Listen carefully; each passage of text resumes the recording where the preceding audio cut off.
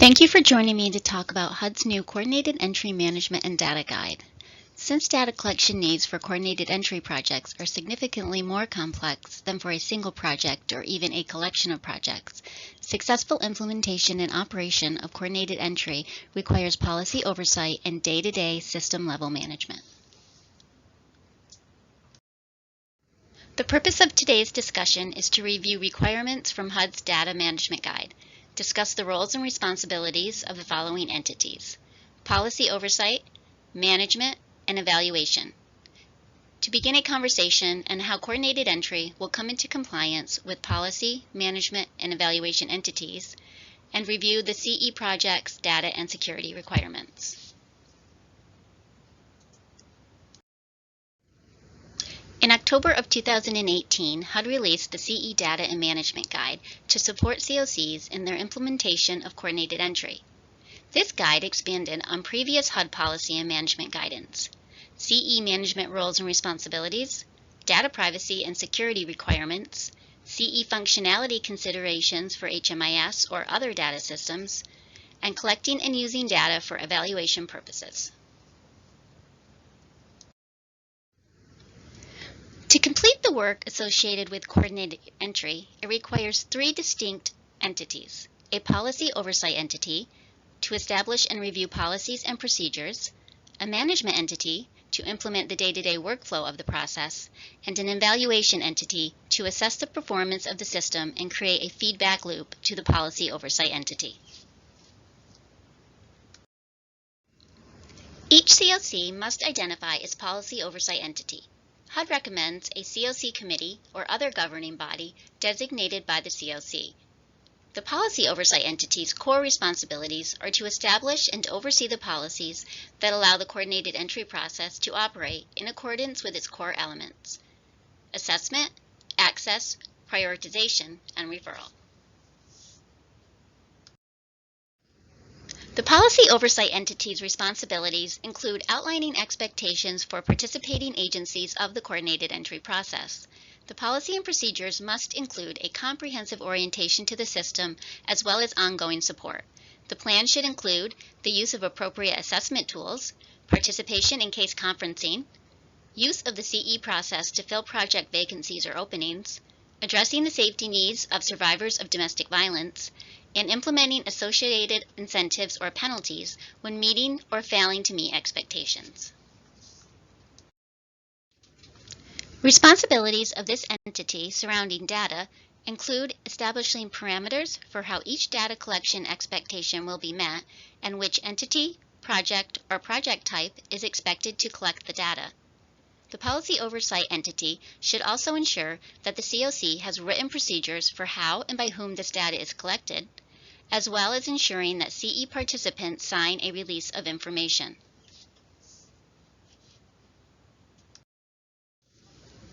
The policy oversight entity also must ensure that the COC's privacy notice is in practice, that participant information is disclosed securely and only for the appropriate purposes, that the CE process has adequate privacy protections of all participants.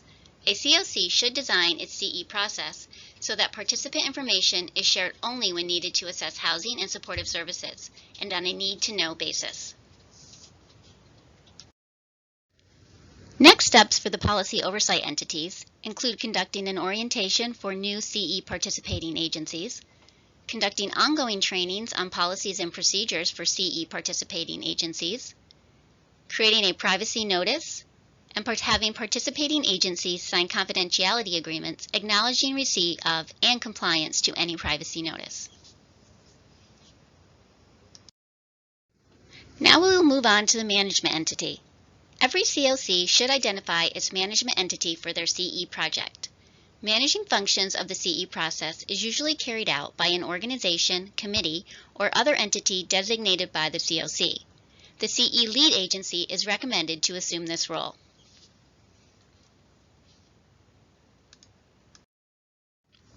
The most effective coordinated entry implementations designate two distinct management roles: a CE manager or coordinator who work for the management entity to lead the CE day-to-day process, and a system administrator to oversee data entry for the CR data system.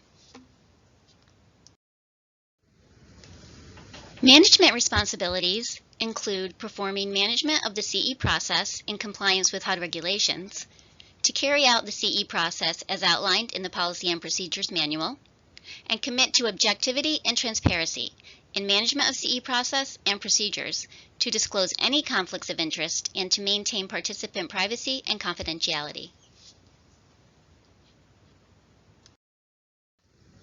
A management entity's responsibilities also include to provide training protocols and at least one annual training opportunity, which may be in person, a live or recorded online session, or a self-administered training to participating staff at organizations that serve as access points or otherwise conduct CE assessments. The management entity should monitor participating providers' compliance in using the CE process, as well as gauge the extent to which desired objectives are being achieved. Next steps for the management entity include developing an MOU between the management entity and the COC that establishes a process for communication regarding policy issues and procedures for working with agencies not following CE protocol.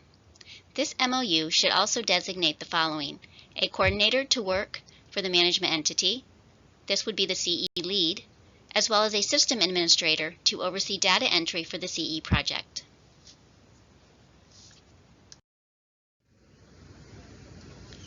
Last is the evaluation entity.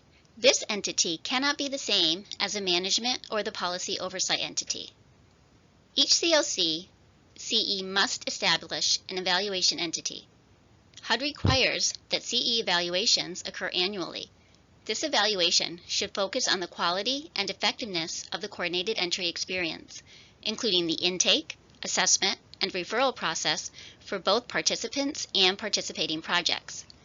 Written policies and procedures must describe the frequency of and method used for evaluations, including how participants will be selected to provide feedback, and must describe a process by which the evaluations will be used to update existing policy and procedure. An example of an entity in the Albany Coordinated Entrance System would be the Systems Committee. In other COCs, this entity may be the COC Board.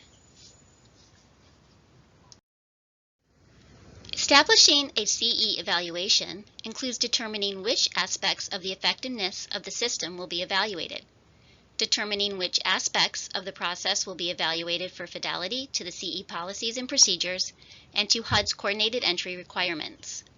We must determine how to gather data to track selected measures, determine how to use the CE evaluation to inform other aspects of system planning and monitoring, and coordinate with other partners so that data is collected consistently across programs and evaluations are thorough and coordinated.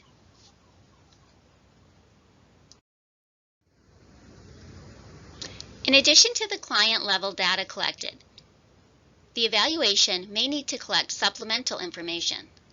Required information includes participant and provider interviews, participant and provider surveys, focus groups, policy and procedures and other governance documents, as well as screening and assessment tools.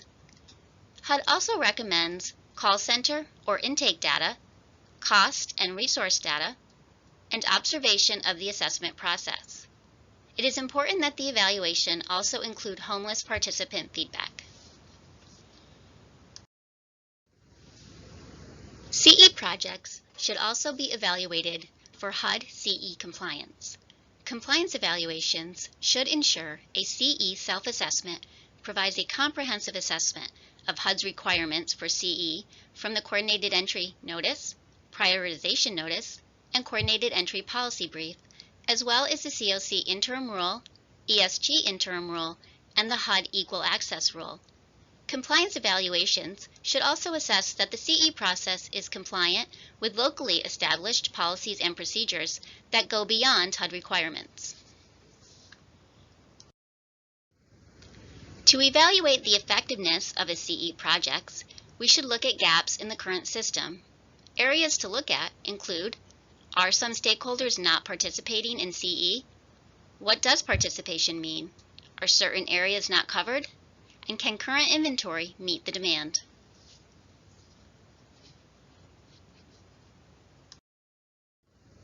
When evaluating a CE project, we should also look at the assessment, prioritization, and referrals.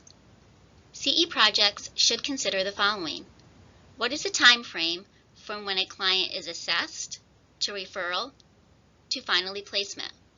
When referred, how often do participants get housed through the CE project?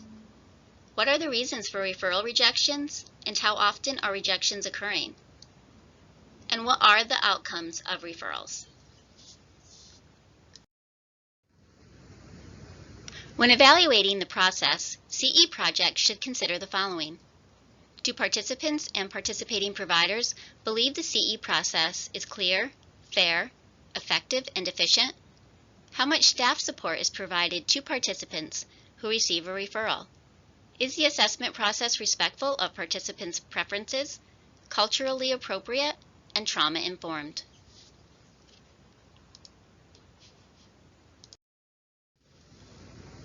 Our current evaluation process is as follows. A consumer survey was developed for each COC CE as the first part of an annual evaluation process. A CARES intern is collecting information from each CE lead on individuals who have been housed within the last 6 months. CARES will contact the individual via phone to conduct the survey. The information will be presented to the evaluation entity to be used to guide improvements within the CE process. Next steps for the evaluation process include surveying consumers currently on our CE's priority list who have not yet been housed, to develop an evaluation process for CE participating providers, and confirm evaluation entity and responsibilities within each COC.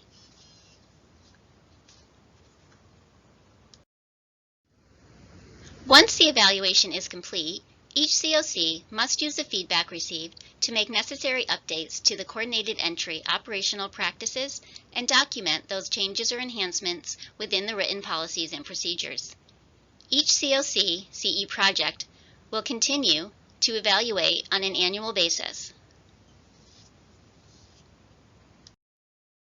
I hope this webinar was helpful in discussing the new HUD requirements for CE projects.